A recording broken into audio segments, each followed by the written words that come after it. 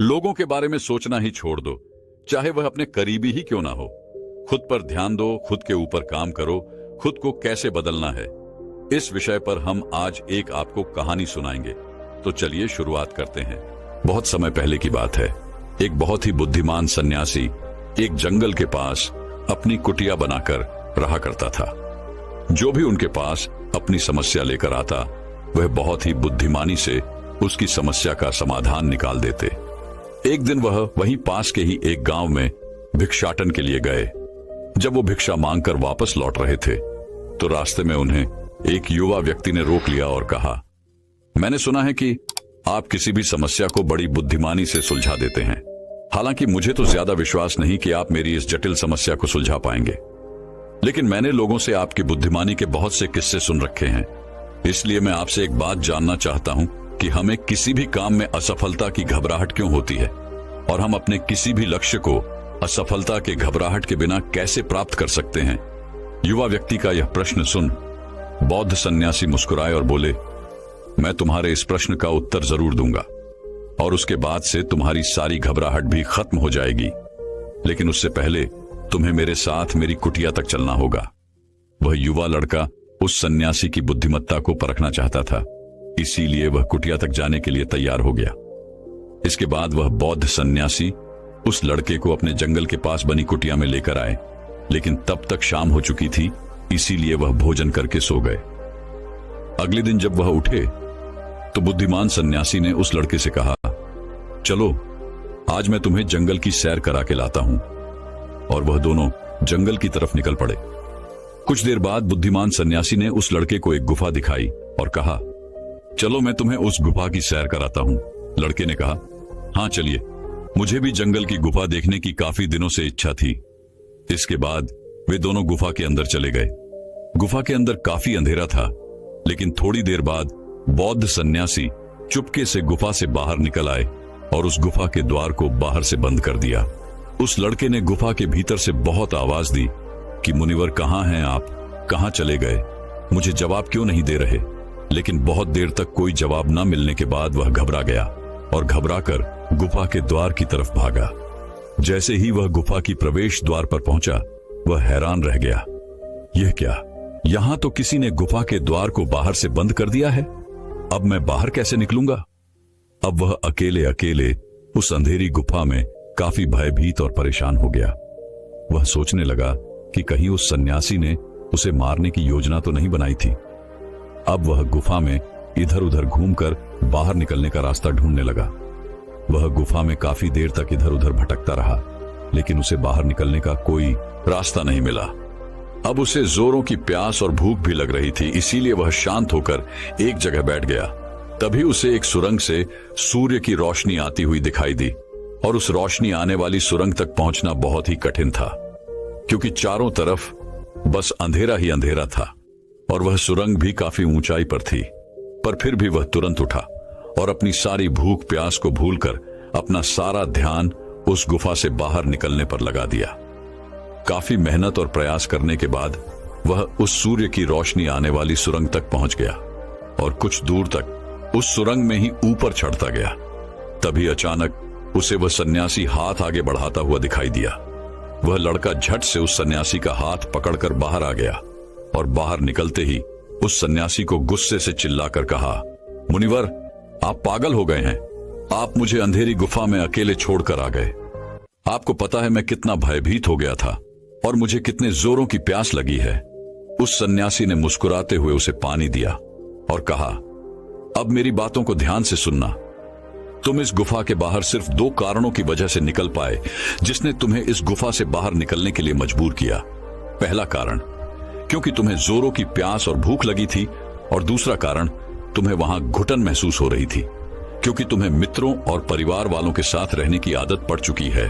अब मैं तुम्हें 2 मुख्य कारण बताता हूं, जिसकी वजह से तुम इस गुफा से बाहर निकल पाए। पहला कारण, क्योंकि तुम्हारे साथ वहां यह कहने के लिए लोग नहीं थे कि इतने अंधेरे में इतनी ऊंचाई पर तुम उस सुरंग तक कैसे पहुंच पाओगे, ये तो असंभव है।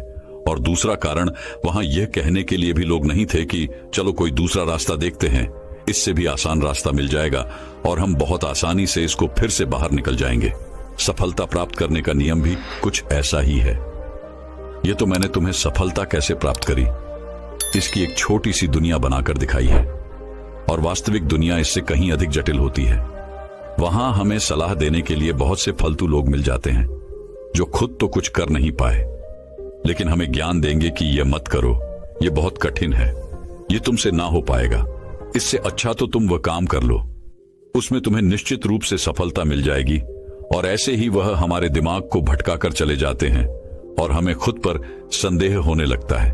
सफलता ना मिलने का एक बड़ा कारण यह भी है कि सफलता प्राप्त करने की प्रक्रिया बहुत लंबी होती है, और यहां जब हमारा मन घंटों घंटों में बदल जाता है तो फिर लक्ष्य प्राप्ति के महीनों और सालों के प्रयास में ही हमारा मन क्यों नहीं बदलेगा। हमारा मन बदल ही जाता है और हम उस रास्ते को छोड़कर अलग अलग राष्ट्रीय अपनाने लगते हैं। गौतम बुद्ध अक्सर अपने शिष्यों से कहा करते थे कि परेशानियां हमें तभी दिखती हैं जब हमारा ध्यान हमारे लक्ष्य पर नहीं होता, और यह बात 100% सही है। जैसे जब एक तीरंदाज तीर मारने वाला होता है तो वह अपनी एक आंख को बंद कर लेता है और दूसरी आंख से सिर्फ लक्ष्य को देखता है, तब जाकर वह अपने लक्ष्य को भेद पाता है। ठीक इसी प्रकार हमें सफलता का डर तभी लगता है जब हमारा ध्यान अपने लक्ष्य पर न होकर रास्ते पर आने वाली कठिनाइयों पर होता है। तुम इस गुफा से बाहर इसीलिए निकल पाए क्योंकि तुम्हें गुफा के अंदर सुरंग से आने वाली रोशनी के अलावा और कुछ दिखाई नहीं पड़ रहा था। अगर उस गुफा के अंदर प्रकाश होता तो तुम वहां के बड़े बड़े गड्ढों और कीड़े मकोड़ों को देखकर डर जाते और वहीं भटकते रह जाते।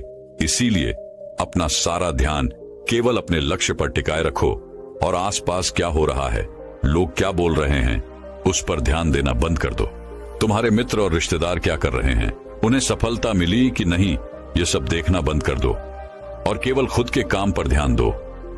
फिर देखना कि जब तुम्हारा समय आएगा तो लोग खड़े होकर तुम्हारे लिए तालियां बजाएंगे। और इतना कहकर वह बुद्धिमान सन्यासी मौन हो गए। उस युवा लड़के ने कहा, मुनिवर, आपने तो आज मेरी आंखें ही खोल दी। आपने कही हर एक बात में ही मुझे बुद्धिमानी नजर आई। आप सच में बहुत बुद्धिमान हैं, इसीलिए सभी आपको बुद्धिमानी का लोहा मानते हैं। मैं आपको वचन देता हूं कि आज से मैं मेरे मन को कभी भी असफलता के डर से नहीं सताऊंगा। मैं अपना पूरा ध्यान सिर्फ अपने काम पर लगाऊंगा और जल्दी ही एक सफल व्यक्ति बनकर दिखाऊंगा। इतना कहकर उस लड़के ने बुद्धिमान सन्यासी का धन्यवाद किया और वापस अपने गांव चला गया। तो दोस्तों, चलिए इसके बाद की इससे भी अच्छी कहानी की शुरुआत करते हैं। पुराने समय की बात है। नगर में रहने वाला सबल नाम का एक लड़का अपनी जिंदगी से बहुत निराश था। उसकी निराशा का कारण यह था कि वह अब तक कुछ भी नहीं कर रहा था। उसके माँ बाप उसे ताने मारते कि तेरे सारे मित्र कुछ ना कुछ कर रहे हैं, लेकिन तू अभी भी घर में ही बैठा हुआ है। मित्रों के बीच भी अक्सर उसका मजाक ही बनता। वह कहीं जाता तो लोग उससे पूछते कि क्या कर रहे हो। उसे यह बताने में बड़ी शर्म आती कि अभी वह कुछ भी नहीं कर रहा। धीरे धीरे उसने रिश्तेदारों के यहां जाना और लोगों से मिलना जुलना कम कर दिया। वह ज्यादातर समय अपने घर में ही बैठा रहता। वह अकेले में रोता, भगवान को कोसता और अपनी किस्मत को दोष देता। अब उसे अपनी जिंदगी बोझ सी लगने लगी थी। कभी कभी वह सोचता कि जब वे कुछ करने के लायक ही नहीं हैं, तो फिर उसके जिंदा रहने का भी क्या फायदा, उसे तो मर जाना चाहिए। एक दिन वह अपने नगर की एक सड़क से गुजर रहा था। तभी उसने देखा कि एक गुरु दुख के ऊपर प्रवचन दे रहे हैं। वह भी वहीं भीड़ में पीछे बैठ गया और गुरु के प्रवचन सुनने लगा। गुरु बोल रहे थे कि दुख एक गुरु की भांति होता है जो हमें जीवन की सच्चाई दिखाता है और हमें सही से जीवन जीने का तरीका सिखाता है। आप चाहें तो अपने दुख रूपी गुरु से जीवन जीना भी सीख सकते हैं और चाहें तो उस दुख में डूबकर बैठकर रो भी सकते हैं। सबल भी गुरु की यह सारी बातें ध्यान से सुन रहा था, लेकिन उसे गुरु की यह बातें सही नहीं लगी। उसने खड़े होकर कहा, दुख कुछ भी सीखा कर नहीं जाता, सिर्फ पीड़ा देकर जाता है। दुख की पीड़ा अनंत होती है। ऐसा लगता है इसके बाद कुछ भी नहीं होने वाला, कुछ भी नहीं मिलने वाला। मृत्यु भी उसके सामने छोटी लगने लगती है। गुरु ने कहा, आखिर क्या दुख है तुम्हें? सबल ने अपना सारा दुख गुरु के समक्ष कह सुनाया और पूछा, क्या आपके पास मेरे इस दुख का कोई समाधान है? गुरु मुस्कुराए और बोले, जिस दिन तुम्हारे पास सच्चा दुख आए उसी दिन मेरे पास लौट कर आना, मैं तुम्हारे दुख का समाधान अवश्य करूंगा। इतना कहकर गुरु वहां से चले गए। सबल ने सोचा, क्या मेरा दुख सच्चा नहीं है? क्या जिस दुख से मैं गुजर रहा हूं वो झूठा है? कोई भी मेरे दुख को नहीं समझ सकता। जब मां बाप नहीं समझ पाई तो गुरु क्या समझेंगे? अपने दुखों से परेशान होकर सबल ने एक निर्णय लिया कि अब वह कुछ करके दिखाएगा। उसने एक छोटा सा व्यापार शुरू किया, लेकिन उसमें उसे सफलता नहीं मिल रही थी। पर उसके घर वाले खुश थे कि वह कुछ तो प्रयास कर रहा है। वह अपने व्यापार में जुटा रहा और उसे धीरे धीरे सफलता भी मिलने लगी। फिर उसने रफ्तार पकड़ ली और सिर्फ 3 साल के अंदर ही वह एक बड़ा व्यापारी बन गया। अब सबल के चारों तरफ ऐसे बहुत से लोग थे जो उसकी चिंता करते थे, उसे पसंद करते थे, उसके काम की प्रशंसा करते थे। अब उसके घर वाले भी उसकी प्रशंसा करते नहीं थकते थे।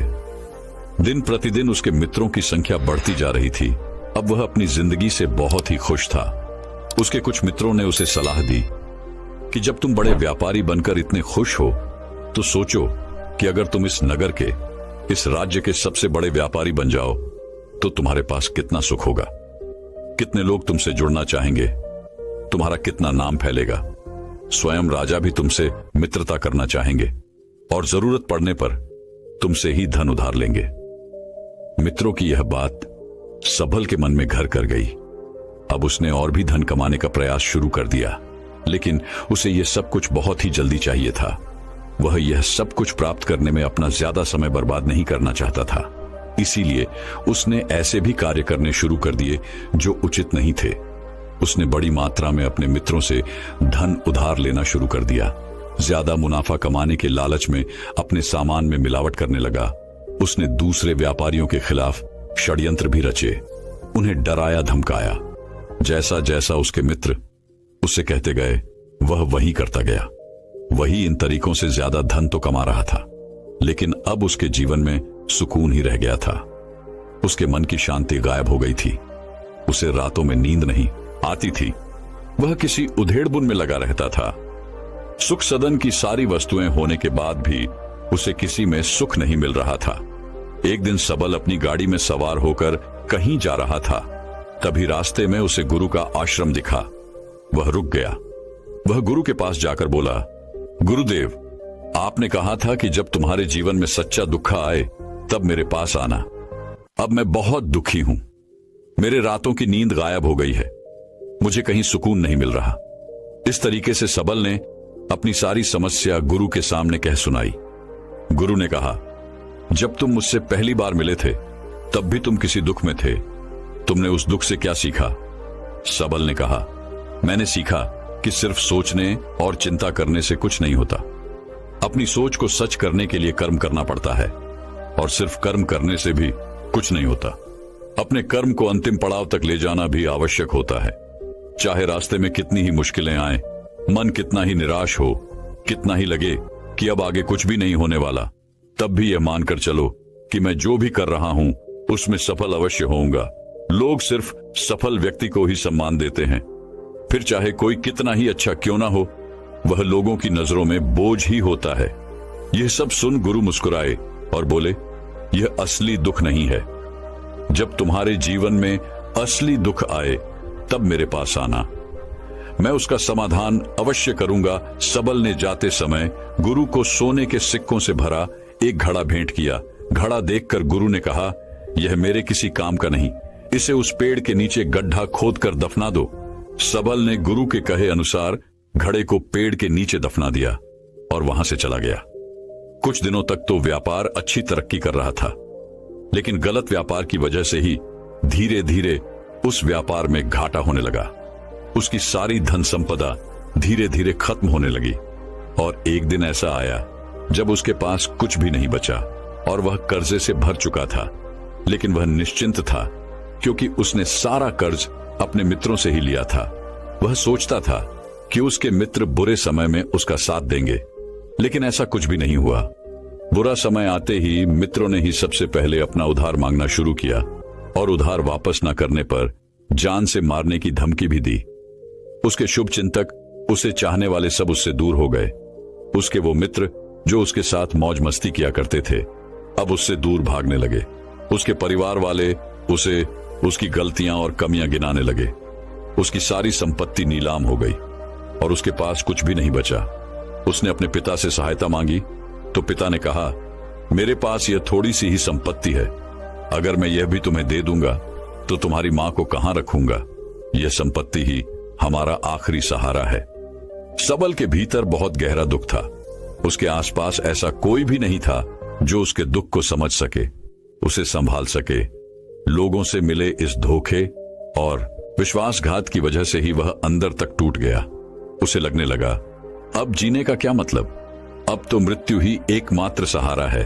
वह आत्महत्या करने एक पहाड़ी की तरफ जा रहा था कि तभी उसे याद आया, गुरु ने कहा था, जब तुम्हारे जीवन में असली दुख आए तब मेरे पास आना।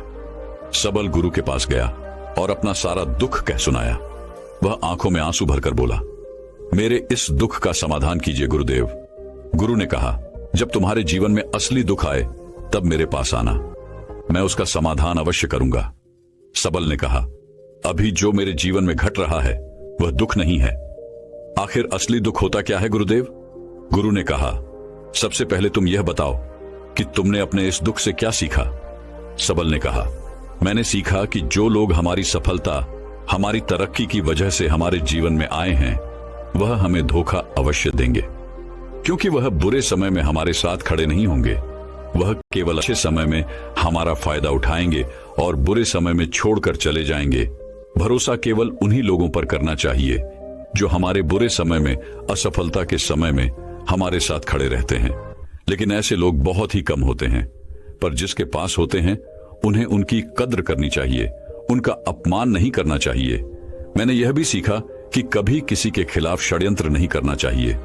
ईमानदारी और धैर्य के साथ अपना काम करना चाहिए और कभी लालच नहीं करनी चाहिए। अपना सारा दुख और अनुभव बताने के बाद सबल आंखों में आंसू भरकर गुरु के सामने बैठा रहा।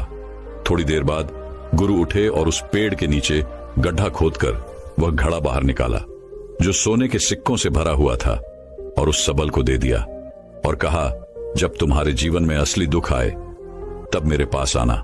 सबल ने गुरु को धन्यवाद दिया और उन्हें प्रणाम कर वहां से चला गया। उसने उस घड़े से एक छोटा व्यापार शुरू किया और वह एक छोटा व्यापारी बनकर भी खुश था। उसने पूरी लगन और ईमानदारी से व्यापार किया। देखते ही देखते वह अपने नगर का फिर एक बड़ा व्यापारी बन गया। उसका जीवन खुशियों और सुविधाओं से भर गया। लेकिन कोई कितना भी अच्छा हो, कितना भी अच्छा काम करे, दान करे, लोगों की मदद करे, लेकिन जीवन में दुख तो आता ही है। तो सबल के जीवन में भी दुख आया। उसके माता पिता एक ही दिन में मृत्यु को प्राप्त हो गए। सबल अपने माता पिता से बहुत प्रेम करता था, इसलिए उसे उनकी मृत्यु से बहुत गहरा आघात पहुंचा। वह उन दोनों के पार्थिव शरीर को शमशान घाट ले गया जहां उनकी अंतिम क्रिया की गई। वहां उसने अपने माता पिता के शरीर को जलते हुए देखा तो उसका मन बेचैन हो गया। उसके अंदर बहुत से प्रश्न उठने लगे। वह घर वापस आया तो उसने अपने माता पिता के घर और संपत्ति को देखा जिसके लिए उसके पिता हमेशा लड़ते रहते थे। आज वो लावारिस पड़ी है। आज उसकी देखरेख करने वाली, उसके लिए लड़ने वाली इस दुनिया से ही चले गए। उसके पिता ने जो भी कमाया था, जो भी बनाया था, वह सब यही रह गया था। एक दिन पहले तक किसी से भी अपनी संपत्ति के लिए लड़ जाने वाले उसके पिता आज खुद इस दुनिया से अलविदा हो गए थे। उसका मन इसी तरह के अनेक विचारों के बवंडर में फंसा हुआ था। उसे अंदर से अकेलापन और डर महसूस हो रहा था। उसे कुछ खालीपन सा महसूस हो रहा था। उसे लग रहा था कुछ तो है जिसे वो समझ नहीं पा रहा। इसीलिए वो गुरु के पास गया। उसे देखते ही गुरु ने कहा, क्या जीवन में कोई दुख है? सबल ने कहा, वैसे तो जीवन में कोई दुख नहीं है गुरुदेव, सब सुख है, सब अच्छा चल रहा है। लेकिन आज मेरे माता पिता की मृत्यु हो गई। इस घटना से मेरा मन बहुत दुखी और बेचैन है। गुरु ने कहा, इसमें दुखी होने वाली कौन सी बात है? एक दिन तो सभी के प्रियजनों को मरना ही है। हमेशा जीवित न तो कोई रहा है और न ही कोई रहेगा। एक दिन तो तुम्हें भी मरना ही है। हो सकता है कल ही मर जाओ या आज भी मर सकते हो। सबल ने कहा, यह आप क्या कह रहे हैं गुरुदेव कि मैं भी मर जाऊंगा? पर मैं तो अभी जवान हूं।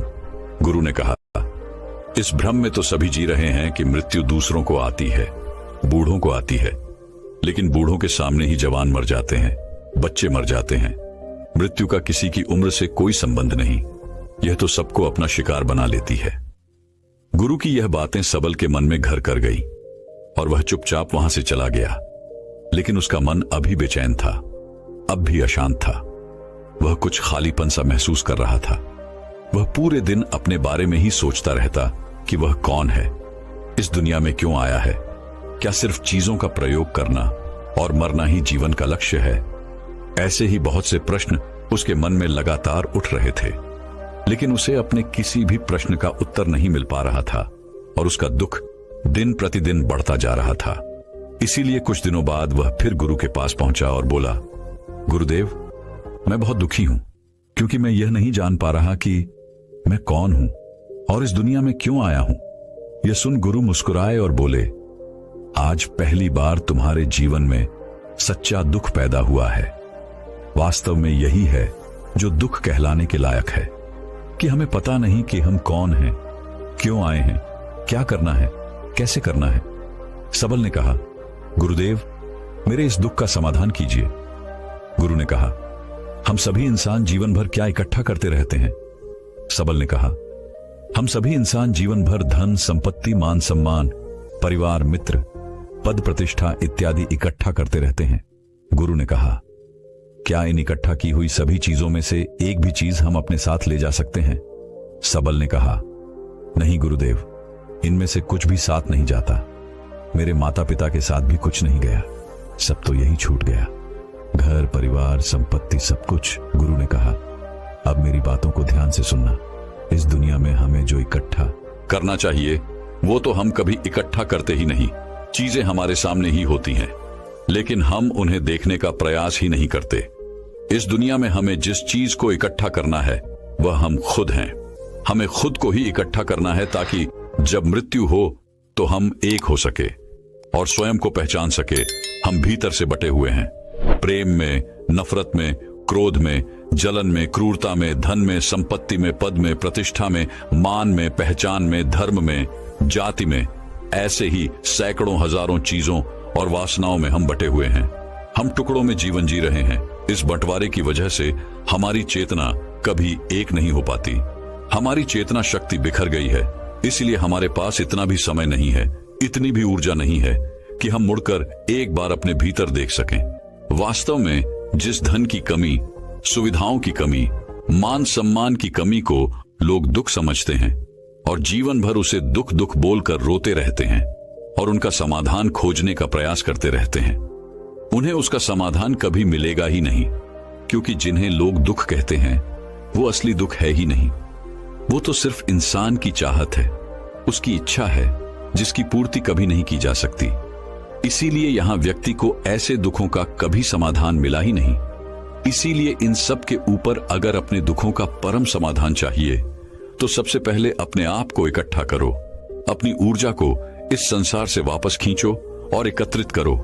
अपने ऊपर ध्यान दो, खुद पर ध्यान लगाओ। मृत्यु से पहले ही अपने आप को पहचान लो, ऐसे ही बिखरे हुए मत चलो। सबल ने कहा, तो क्या गुरुदेव, हमें यह संसार छोड़ देना चाहिए, अपनी सभी इच्छाओं को मार देना चाहिए, किसी से प्रेम नहीं करना चाहिए, धन संपत्ति नहीं इकट्ठा करनी चाहिए, मान सम्मान की आशा छोड़ देनी चाहिए? गुरु ने कहा, एक बिखरे हुए मनुष्य के अंदर से कामनाएं, इच्छाएं और वासनाएं ऐसे ही निकलती हैं जैसे पहाड़ से कोई पत्थर गिर रहा हो जिस पर पहाड़ का कोई नियंत्रण नहीं है, सिवाय देखने, परेशान होने और कुछ होने के। इसी प्रकार एक बिखरे हुए मनुष्य की इच्छाएं अनियंत्रित और दुखदायी होती है। उसका अनियंत्रित मन कुछ भी इच्छाएं और कल्पनाएं करता रहता है और दुखी होता रहता है। लेकिन जब व्यक्ति एकत्रित हो जाता है तो वह जो भी करता है सब उसके नियंत्रण में रहता है, तब इच्छाएं भी उसकी इच्छा से निकलती हैं। सबल ने कहा, गुरुदेव, आपने मेरे सच्चे दुख का समाधान कर दिया। आपका बहुत बहुत धन्यवाद। आज से मैं खुद को एकत्रित करने का प्रयास करूंगा। गुरु ने कहा, मानो शरीर में बहुत ऊर्जा है, बहुत शक्ति है और यह बेकार के कामों में भटक रह गई है, पृथ्वी की चीजों में लगी रहती है। यह ऐसा ही है जैसे कि एक अत्यंत शक्तिशाली मशीन किसी बच्चे के हाथों में दे दी गई हो और वह बिना सोचे समझे, बिना किसी नियंत्रण और जानकारी के बस इसकी शक्ति को कहीं भी बर्बाद कर रहा हो। इसीलिए अपने चेतना की शक्ति पर ध्यान दो और इसे एकत्रित करो। सबल को अपने प्रश्नों का उत्तर मिल चुका था। उसने गुरु का धन्यवाद किया और चुपचाप वहां से चला गया। दोस्तों, मैं उम्मीद करता हूं कि यह कहानी सुनने से आपके जीवन में अच्छे बदलाव आए होंगे। आपको इस वीडियो से क्या सीखने मिला, ये कमेंट करके जरूर बताएं और अपने परिवार, दोस्तों या आपके करीबी इंसान के साथ ये कहानी शेयर करके उन्हें भी इस ज्ञान से परिचित करवाएं। बाकी अगर आपको ये वीडियो दिल से अच्छी लगी हो तभी इस वीडियो को लाइक कर देना, और आपने अब तक इस चैनल को सब्सक्राइब न किया हो तो चैनल को सब्सक्राइब भी जरूर कर देना। आपका हर दिन शुभ हो और खुशियों से आपका जीवन भरा रहे। धन्यवाद। नमो बुद्धाय।